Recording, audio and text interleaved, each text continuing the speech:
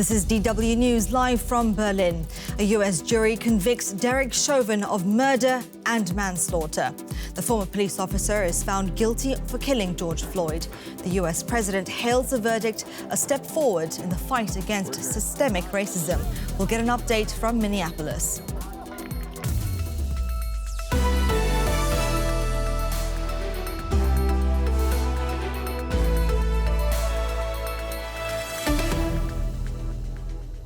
I'm Raheela Mahomed. Welcome to the program.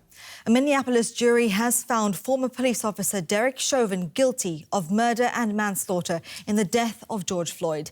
He killed Floyd, a black man, when he was filmed pressing his knee on Floyd's neck for several minutes last year.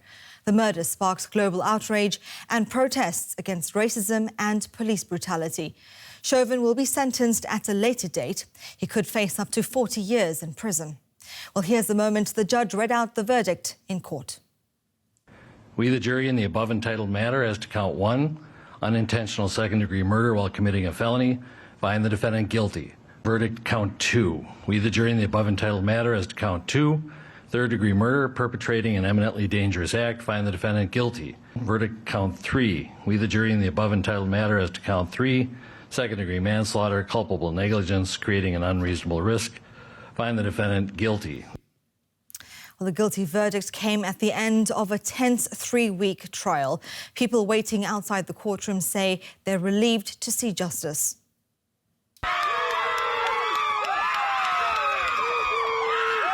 Relief, just relief. There was so much just anxiety and so much just pressure from what I felt like could be a powder keg type situation, and hopefully that is just relieved now. I'm just happy for my city.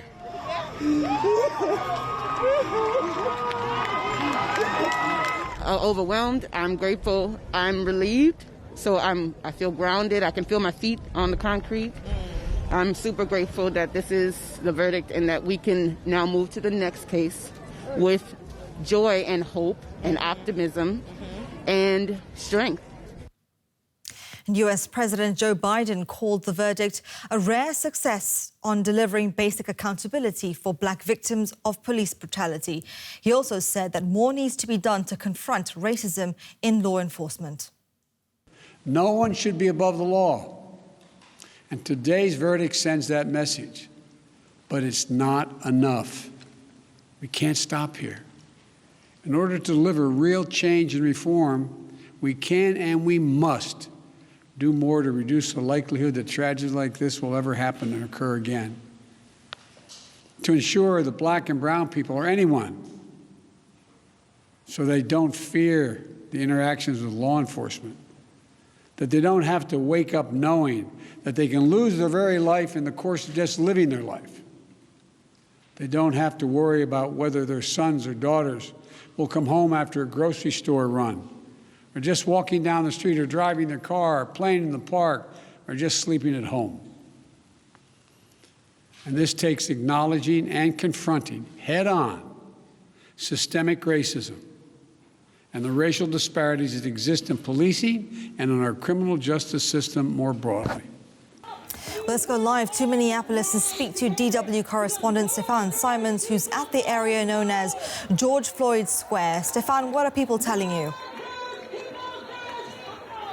Well, it is an endless stream of people coming here, and that is the pinnacle. This is where you want to be, I guess, when you're in Minneapolis at this time of the hour, because, of course, here is, and I step out here for a second, here is where this all happened a year ago, and it's, I think, fair to say, at least people here are feeling this way. What happened here a year ago, and ever since, and today, changed their world and changed their world in America, not just here in Minneapolis. So for all of those people here, quite a historic day and quite a joyous and jubilant affair, because they really feel and think that justice was served for the murder of George Floyd. Now, going back to the court, the jury did come to this conclusion quite swiftly, guilty on all counts. Was this expected? Yeah, no, that couldn't be expected. We talked to a lot of people here in Minneapolis, specifically African American, black people who, and here out of the community and other parts of the city, who said that this is not a done deal. Of course, officially and for cameras, they were all saying, like, we are really hopeful that justice will be served and nothing would be accepted below a straight count of guilty in all 3 counts. But of course, they weren't really sure, and they actually expected that this is not going the way it actually did, because it is, again, their experience for decades and decades of criminal injustice, for inequality in the criminal justice system or in the justice system per se, and facing police brutality and inequality in that regard too. So that's why this is such a big deal for them here. This is why it's really historic and such a big deal in the United States. Well, as you say, the U.S. was the center of global protests against racism and police brutality. Would you say this is a day of vindication for the civil rights activists there? I wouldn't maybe call it a day of vindication. I think what people are keenly aware of is they are, of course, happy that justice was served. That's what they think. However, they're also right off the bat, right away, say that this is just the beginning. And if you follow their rationale, it has to be just the beginning. This is the start of kind of the start of a movement, they say, which they will bring forward and more forward. Again, just a few miles from here, last week, a young man, black man, 20-year-old Dante Wright, was shot allegedly accidentally by a police officer with 26 years of service, who thought she pulled her taser, but she pulled her gun and shot this man. So this is they're all keenly aware of this. There will be a trial for this person too, and they will make their cause. They will start this and not let go of what they really want to do. Change the system. Systemic racism, police brutality, injustices, inequalities, all this will be addressed. This is just the start. Just curious, Stefan, what do you think the members of the police force might be thinking as the news has come out? I actually think that a lot of, and the majority of police here in Minneapolis, but probably around the country, is keenly aware of that Mr. Chauvin probably deserved this verdict. I have talked throughout the last year to a lot of law enforcement officers, to a lot of police agencies, sheriffs, superintendents, what have you, and I have yet to speak to an officer or to law enforcement who says, like, yeah, Mr. Chauvin didn't do anything wrong. No, to the contrary, they were keenly aware. And let me tell you this, I know this is sometimes not very popular to say, but I think that even in law enforcement in the United States, something clicked. You cannot, and I know this sounds a little weird, because I just told you about the other incident from last week, but I think it's something clicked there too. They know they can't go on like this anymore. That's why politicians and law enforcement agency leaders are trying to really change the law, change procedures, trying to change their departments. They have to. All right, that is Stefan Simons, live for us in Minneapolis. Thank you.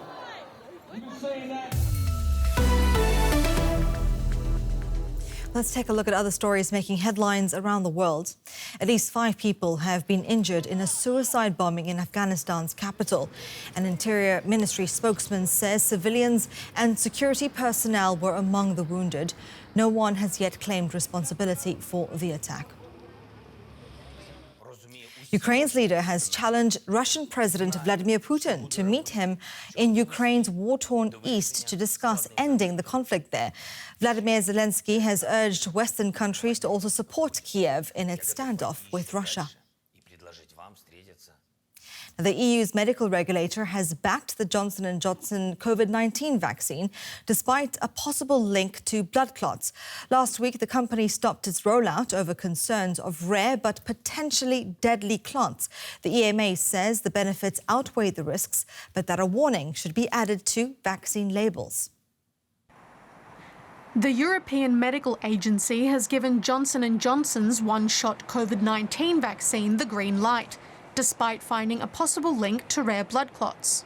The benefits of the vaccine continue to outweigh these risks, and we now have detailed information in the labelling that alerts to these risks. We have detailed information for the healthcare professionals in case there are any issues.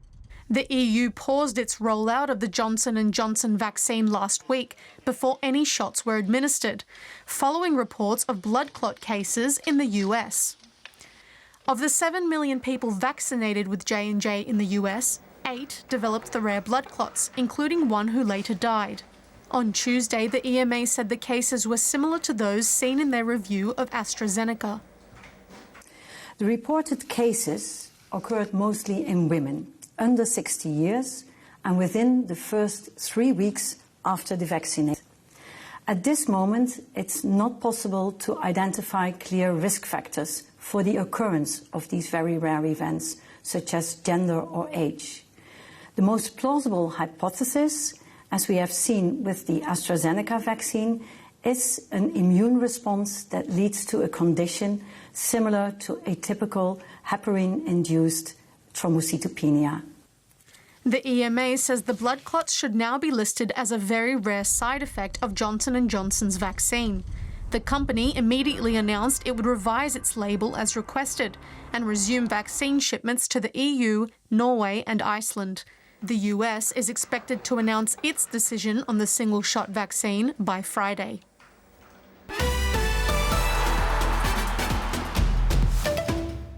Now, the brand new European Super League that was dramatically announced on Sunday appears to be crumbling. All 6 English clubs have abandoned plans to join the breakaway league. It now leaves only a handful of Spanish and Italian clubs in the project that one official has said would save the sport. Chelsea fans hearing that their club had backed out of the Super League.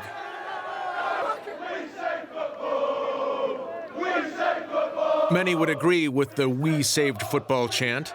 The stunning backlash to the Super League had worked to reverse an attempted radical shift in the European power structure. Inside the stadium, players for Brighton, Chelsea's opponents on Tuesday night, showed what they thought of Chelsea's earlier Super League ambitions. UK Prime Minister Boris Johnson celebrated the withdrawals, posting on Twitter that the decision to pull out is absolutely the right one. He added his hope that the other founding members of the Super League would follow. And they did, egged on by fans old and young, tied to the tradition of the beautiful game. All 6 of the powerful English clubs had pulled out of the Super League 48 hours after it had been announced. The death knell may have come Monday evening in Spain when Real Madrid's chairman, also the chairman of the Super League, Florentino Perez, said this. What we want to do is save football so that it can live peacefully for at least the next 20 years, without stress and without having to say 200 million euros have been lost.